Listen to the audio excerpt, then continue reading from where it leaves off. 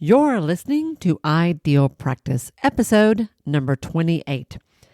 Y'all, a few months ago, I was on a trip, and while I was in the middle of a long day's drive, we pulled off to get a bite to eat and ended up having an experience that was one of the worst customer service experiences I think I've ever had. It was so bad, it was funny. I'm going to tell you that story, and we're going to have a conversation about how to lose clients, or more preferably, how not to. And at the end, I hope you will stick around because I've got an idea for an exercise that I think could help you avoid some really common mistakes in your own practice so that you're not running off clients when you don't mean to. So that's what we're talking about today. Stay tuned.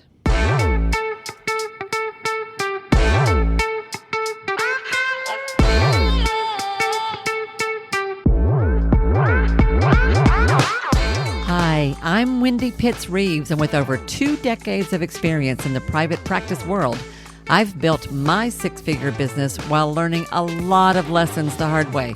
This is the first podcast that shows you how to apply the principles of energy, alignment, and strategy to build a practice that is profit-centered, but people-forward. This is the Ideal Practice Podcast. Hey guys, this is Wendy. Welcome back to Ideal Practice. I'm so glad you are here. Thank you so much for tuning in to another episode. I love hanging out with you this way every week. You know that. I hope you know that because I really do. How are you doing? How's your week unfolding?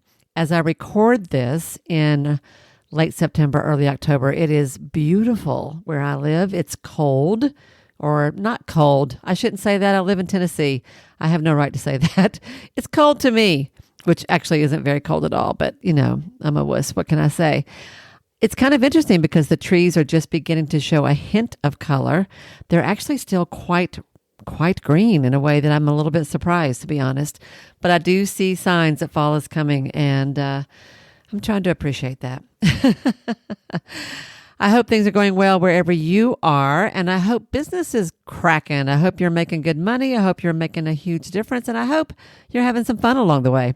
Today, I've got a story for you about some customer service experiences I've had that were pretty awful.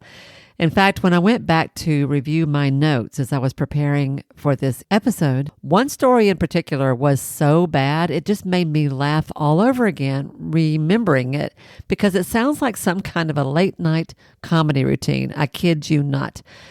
And it's easy to assume that those kinds of things happen to other people, specifically in big corporate situations or in, the Walmarts of the world, whatever. But that's not actually true. Mistakes can happen in any kind of business, and there are all kinds of ways that we all could be running off clients and don't even know that we're doing it. So I think it's worth it to talk about some of these things and to make sure that we're not making those kinds of mistakes in our own practice. So I thought I would start by just sharing with you the inspiration for this episode. Back in the spring, it seemed like I just had this whole series of things that kept happening, either to me or around me. One of the first things that I remember happening was that a colleague of mine, who was also an entrepreneur, was trying to correct something with her card processor, the online processing account that she uses to collect payments from her client, to process their credit cards, etc. Somehow or another, I think in the middle of a move, while she was moving her office, she had set up like 2 different accounts with the same processor, or maybe was using 2 different emails, something like that. It was one of those kind of glitches that can happen that you don't even realize that you've done. She caught it and she was trying to fix it, but she could not get through to this company. She spent like almost 2 weeks, I think, trying to get that resolved. She would call them, couldn't get through, would send them emails, kept getting those sort of autoresponder emails. Your message is very important to us. We will respond to you as soon as we can, etc., etc. Or she would talk to someone and they would tell her they had fixed it, but nothing changed. Eventually, she did get it worked out, but it was incredibly frustrating. And it made things confusing in her business in terms of how and where her clients were paying her. So it was really, really frustrating at the moment. But at the same time, I was in the middle of planning a trip. I was actually traveling out of state to go work with some of my coaching clients. And in this particular case, my clients were paying for the trip, which was beautiful and sweet. I was thinking it's time for us to have an in-person conversation, and I really wanted them to come to me. But they were like, you know what? If you'll come here, we'll pay for it. And I'm like, okay. But because somebody else was paying for it, and because this is the kind of person I am, I was really conscious and super careful about costs. And so I chose to use one of those, no frills, budget kind of airlines. I thought I want to keep this as simple and as low cost as possible, which is a perfectly fine thing to do. But somehow in the process, I got some notifications from the airline, those automatic things they send you, the emails that just say, you've got your ticket, here's all the things to prepare before your trip, etc. It wasn't really clear, but the confirmation numbers didn't quite make sense. They didn't quite line up. And I've traveled a fair amount, actually, so I wasn't too worried that there was anything significant here. But I, just to be on the safe side, wanted to kind of get that cleared up before I actually left on the trip. I didn't want to have to be worrying about that at the last minute. So I started trying to contact the company like 3 or 4 weeks before the trip. Just want to clarify, just want to make sure, don't quite understand these confirmation numbers. Is this all right? I went through every line on every page of their website. I called the so-called customer service numbers. It either went nowhere or went to a loop that you couldn't get out of. There was no way to leave a voicemail. They would say, please go to our website. I went to their website. That wasn't very helpful.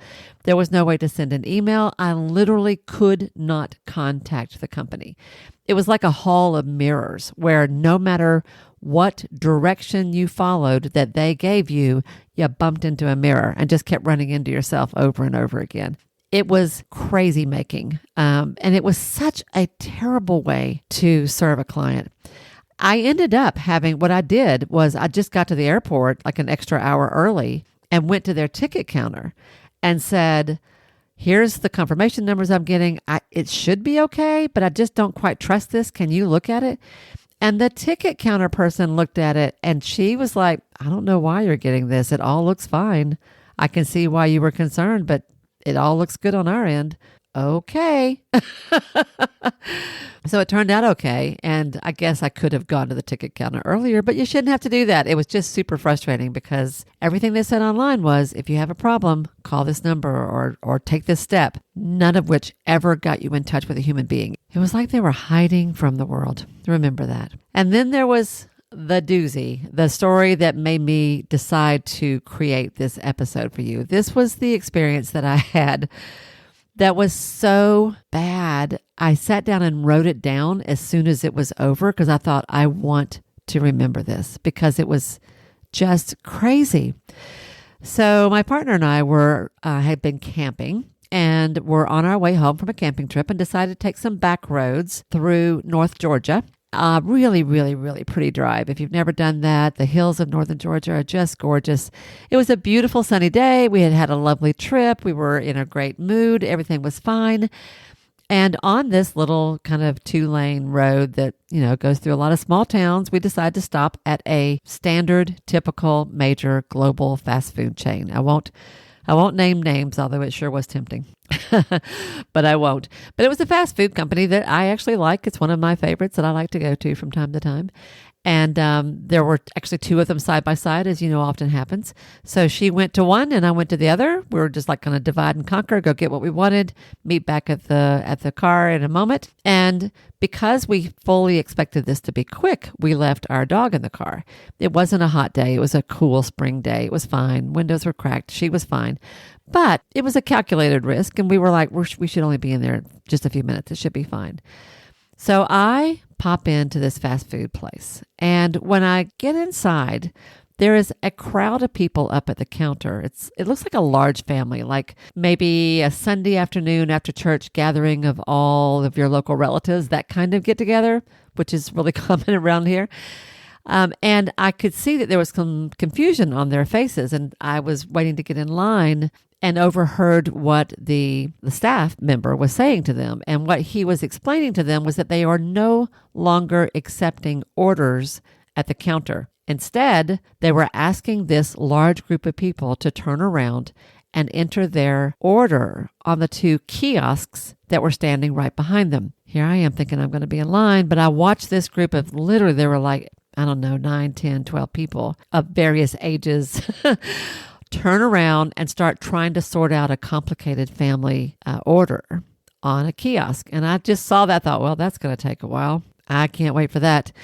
So they had signs hanging up saying that you could download an app and place your order online and it would be faster. And I thought, well, okay, I'll do that. I can handle that. So while I'm standing there watching this large family try to figure out their way through the online ordering, I downloaded the app, waited for it to come through, set it up, opened it up, no problem, and placed my order. Didn't seem like it was that hard to do. And then I got a notification that saying the order had been placed. But in the notification, it said that I had doubled my order. Now, that was possible here because it was new to me. I'd never used this app before. Maybe I hit something twice. I don't know. But I didn't need 2 of whatever it was I was ordering. I just needed 1. So I went up to the kid at the counter and you know how, this was some poor, sweet teenage guy. And I asked him to fix it. I said, I went ahead and downloaded the app. I placed an order, but it looks like I have doubled my order. Can you help me fix that? Because I don't want to pay for this twice. And I couldn't see any way to fix it on the app. He said no, he could not help me. He could not help me on the app. He could not help me through a cash register. He could not help me in the store at all. What he could do instead was give me a phone number that I could call to get my order fixed. He also couldn't find my order while I was standing there. I'm like, okay. The application had said that the order was being prepared, but he couldn't find it. It looks like they're charging me twice. He can't fix it. He gives me a phone number. I'm now getting a little frustrated because I've left poor little Biscuit in the car. And if you all don't know about Biscuit, I'll tell you about her another time. But I left little Biscuit in the car and I decided I don't have time to fool with this. I just want to cancel the order and move on. But no, turns out he couldn't do that either. In fact, I have to call that number to cancel my order while I'm standing in the store at the counter where you pick up the food. He says, I'm sorry, we can't handle mobile orders here. You'll have to call that number. And yeah, he still can't find my order. While I'm literally standing there incredulous, trying not to be rude, but getting more frustrated by the minute, I get a note on the app. While I'm standing there at the counter, my phone buzzes in my hand and I look at it and it has a message that says, it looks like you've left your cart. Would you like to come back? So in that moment, it looks like the order didn't go through at all. Yeah. And I'm like, no, I don't want to come back. I want to cancel it. But this kid can't tell me anything about my order. Then he tells me that it takes 10 to 15 minutes for the order to go through the system, and then they'll make it. It was making no sense. Well, at that point, I was so frustrated that I was ready to leave and never step foot in this particular fast food chain again. Literally, I was like just over it. And as I was standing there trying to decide what the heck am I supposed to do now, another staff member, a young woman, comes to the counter and hollers, I'm from Tennessee, yells out to the dining room and says, she's holding up a bag of food and yells, guest, like you would yell out the name Williams, but she yells, guest. And she's just speaking to the room at large as if somebody in this room full of clients is going to know that they are, quote, guest, unquote.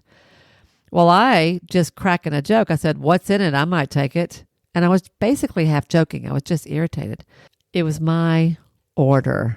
I cannot tell you how frustrating that entire experience was. It was sort of mind-blowingly bad. And it made me think this is one of those things that a company institutes thinking they're going to be helping in some way with no idea of how it looks like on the ground.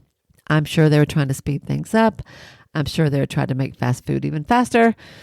And some of you might tell me this is a really good reason to swear off fast food anyway, because it's not good for you. I know all that. But it was a heck of a lesson in customer service, because not only did the app not work, but the employees had no idea how to help the customers who were standing in front of them.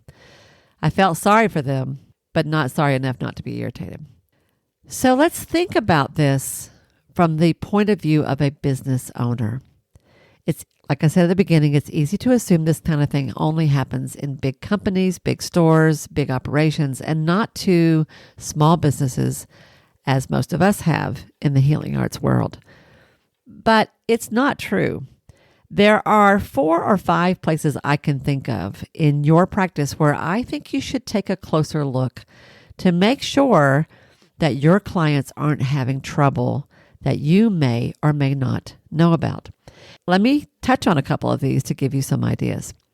First of all, let's say I'm a potential client. I'm looking for a new therapist, a new energy healer, a midwife. I'm looking for a personal trainer. I'm looking for a nutritionist. And I'm having trouble just finding you. That's the first place I have trouble. I don't even really understand what it is you do or how you can help me. When I go online and Google folks who do what you do, you all sound just alike. How do I even find somebody that I know can actually help me solve my problem? And when I start trying to hook up with people, nobody's taking anybody anyway. So I don't even know how to find somebody. But the biggest problem is either what I read about you online or what I can tell about your work online, either it's not clear to me at all, it's a bunch of mumbo jumbo, it's a bunch of really technical terms, or one person sounds just like the other. And I can look up 10 people in my community and how do I know who to contact? So in the beginning, the first thing I have trouble with is finding you. And then the second thing that I might be having trouble with is reaching you. I can't find your phone number. It takes me 10 minutes to find it. I finally find it, and then I call. But when I call it, it says your voicemail is full. Or maybe your voicemail isn't full, but the message sounds like a robot, like you're tired or slightly irritable or not particularly thrilled to hear from me. And I leave a message, but you don't ever call me back. So I think, well, can I text you? Is this a landline? I don't really know. Is that okay? Is that appropriate? Would you answer me if I did? And then I'm like, well, okay, so maybe I can't use the phone, or maybe the voicemail isn't working, or maybe they just didn't get my message. Maybe I can email them instead, but where's your email address? Oh, you've got a contact page. Okay, well, I guess I can fill that out. But where does that go? Who sees that? How much information should I put there? Do I know it's going to you, or is it going to go to some administrative assistant I just don't even know. How does this work? So first I had trouble finding you at all and knowing that you were the one I really wanted to reach out to. And now that I'm reaching out to you, I'm having trouble connecting with you. And then when I finally do connect with you, I have trouble scheduling. For one thing, I really need a daytime appointment because I have a manufacturing job that I work from middle of the night to middle of the night, like crazy hours. I really need somebody who can see me in the evening, or I really need somebody who can see me on a Saturday. Or my kids are involved in some pretty serious things at school and I can't afford to take them out of school. I'm trying to find someone who can work with me on my schedule. How do I do that? And if you can't help me, how do I find someone who can? And even if I want to see you, I can't see how to set up an appointment. Where do I go to schedule with you? Is there a link somewhere I can click on? Is there a calendar? Is there a button? I don't see it anywhere on here. And did I mention earlier that it was already kind of hard to reach you? How do I schedule with you if I decide I'm ready to take the leap? And then if I do schedule with you, what do I actually pay you? I'm a little confused about your rates and what you actually charge and how the money works. Like, I don't even know, does my insurance cover it? And if it does, what part do they cover? What part do I cover? I'm a little fuzzy about all that. I don't really understand copays because I go to one place, they ask me for a copay. I go somewhere else, they don't ask me for a copay. How do I know what to expect with you? And if you don't take insurance, that's fine. I've heard about a lot of people these days who don't, and I'm kind of okay with that. But I don't really know what you charge or how I can pay you. Like, do you work with people around things like that? Is there a way we can make this manageable? I don't really know, and I can't really tell. And then I go ahead and figure that out, and I get on your schedule, and you send me something telling me to fill out paperwork. But the paperwork's confusing, and I can't figure it out. I don't know how to get it. I don't know how to download it. I don't know how to fill it out. I don't know how to get it back to you. Do I have to print it? Am I supposed to scan it? Am I supposed to bring it to you? Depending upon how comfortable I might be with online stuff, I may not have any idea how to handle that. I might be fine with it, but it is a little tricky. And I don't, going back to the payment again, do I pay you before I come? Do I have to pay you when I schedule? Do I pay you in advance? Can I pay you later? Do you take checks? Oh, don't worry. I don't use checks anymore. That's so last year. How about Apple Pay? Do you do Apple Pay? I said last year. I probably should have said last century. But do you see, I have trouble finding you, and then I have trouble reaching you, and then I have trouble scheduling with you, and then I have trouble figuring out how to pay you. And sometimes I have trouble working with you. And because I know that those of you who listen to my podcast would never do these kinds of things, I'm going to trust that this won't be a problem for you. But just in case you think that we healers are above these kinds of mistakes, I want to share with you at least 3 things I can remember that I've seen happen in my world, in the mental health world. I once saw a couple who told me that their therapist got frustrated with them, threw her hands up literally, and left, just walked out of the session. Yeah. And then there was the therapist I knew who made the decision to move from insurance to self-pay, which, I'm all about that. Gave her clients something like 3 weeks notice. That's not a good thing. And then there was the time I was actually serving on an advisory panel for a local managed care company.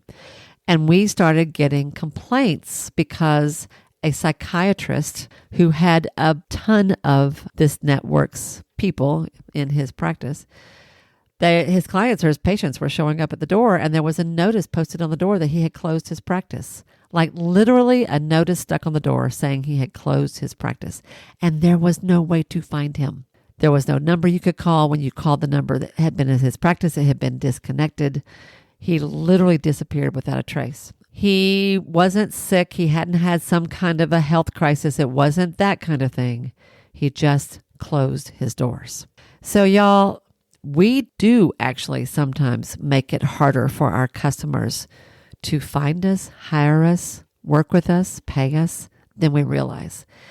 And don't you think it's worth it to make sure that isn't the case in your practice? One of the hallmarks of success, one of the best things you can do to ensure that you have a healthy income and that you are serving people in the best way is to make their work with you as seamless and easy as possible. So here's the exercise I have in mind for you. You might want to create a simple survey. And perhaps, for starters, just check in with the things I've mentioned. How they find you, how they reach you, how they schedule with you, how they pay you, and how the work itself is going. That's 5 areas. You could create a simple little 5-area questionnaire with just one question in each that says, on a scale of 1 to 10, how satisfied are you? Or 1 to 5, how satisfied are you? And what suggestions would you have for improvement? Something that simple that you hand to your clients in person in the waiting room, or you send to them digitally online, or you have your assistant send it out automatically to all new clients, maybe after their first visit, something like that. I don't know.